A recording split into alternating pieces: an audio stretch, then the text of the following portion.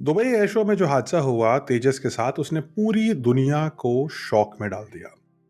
Indian air force के wing commander Namansh सियाल तेजस के MK-1 को एक हाई एजिलिटी बड़े ही डेंजरस डिस्प्ले में उड़ा रहे थे और उसकी कैपेबिलिटीज को पूरी दुनिया को दिखा रहे थे। लेकिन कुछ गड़बड़ हुआ और कुछ ही पलों में सेकंडों में ये एयरक्राफ्ट तेजस जमीन की ओर तेजी से गिरता हुआ देखा गया।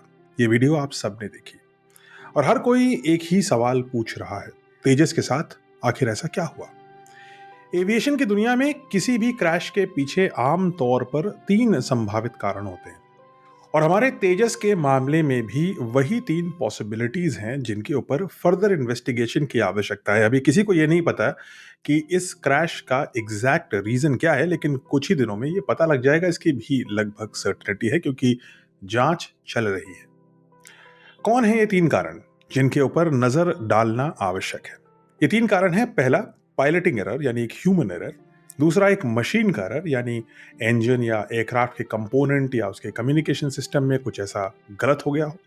और तीसरी एक और पॉसिबिलिटी है, स्पेशली क्योंकि ये एक मिलिट्री नेचर का एयरक्राफ्ट है और रिसेंटली भारत एक मिलिट्री कॉन्फ्लिक्ट से निकला है, ऑपरेशन सिंदूर से।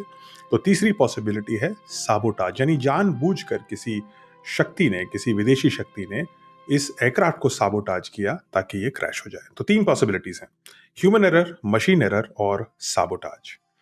इन तीनों पर नजर डालते हैं, गहराई से समझते हैं, कुछ एग्जाम्पल्स के साथ, कुछ थ्योरीज के साथ, और फिर ये जांचने की कोशिश करते हैं कि इनमें से कौन सा कारण आपको ज्यादा वैलिड लगता है जो कारण बना तेजस की दुर्घटना का। तो पहली पॉसिबिलिटी पर नजर डालते हैं, जो है पायलटिंग एरर यानी ह्यूमन एरर।